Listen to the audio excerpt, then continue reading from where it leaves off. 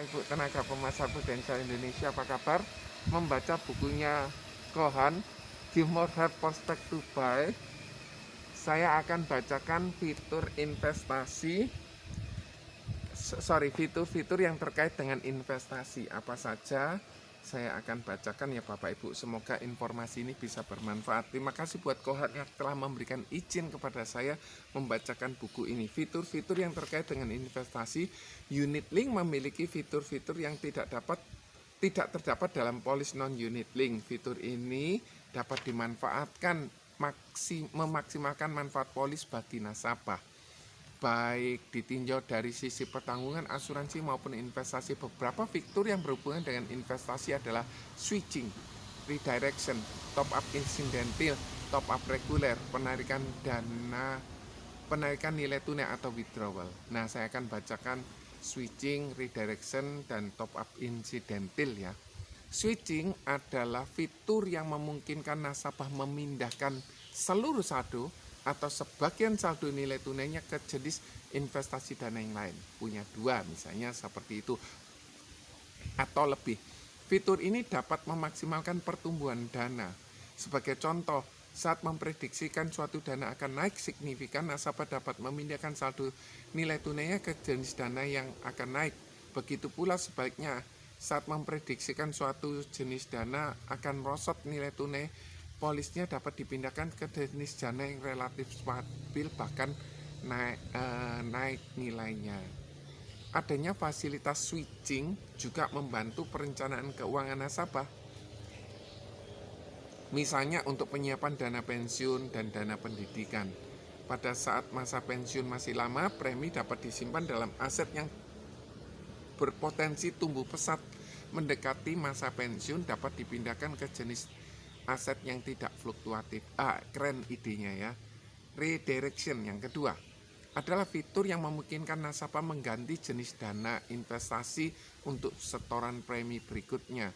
Kalau switching berarti memindahkan saldo nilai tunai. Redirection hanya mengganti jenis dana investasi setoran premi berikutnya. Sebagai contoh, saat proposal ditandatangani, nasabah dapat memilih dana investasi saham.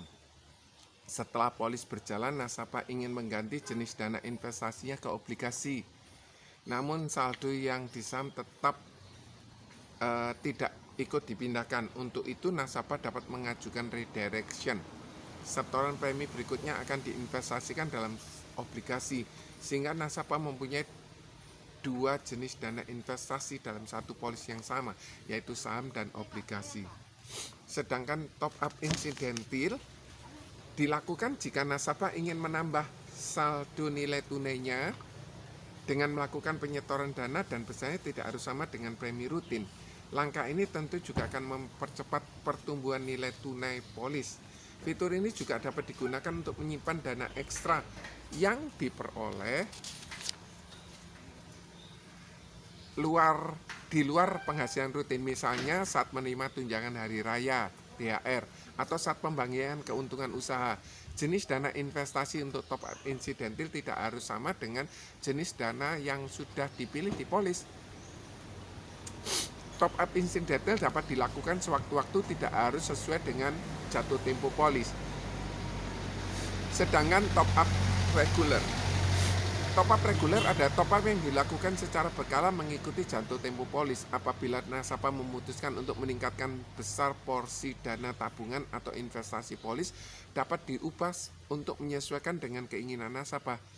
Misalnya saat proposal ditandatangani, premi reguler per bulan adalah 2 juta, di mana 1,2 adalah porsi yang terkait dengan manfaat asuransi dan 800 adalah porsi yang diinvestasikan. Apabila nasabah ingin menaikkan besar porsi yang langsung diinvest, misalnya 500.000 per bulan, polis dapat disesuaikan dengan komposisi 1,2 untuk porsi terkait asuransi dan 1,3 untuk porsi yang langsung diinvestasikan. Setelah berkas perubahan terproses, tagihan premi menjadi 2.500.000. Silakan dibaca di bukunya Kohan, Give More Help Prospect to Buy ya. Terima kasih, semoga bermanfaat. God bless you all. Bye.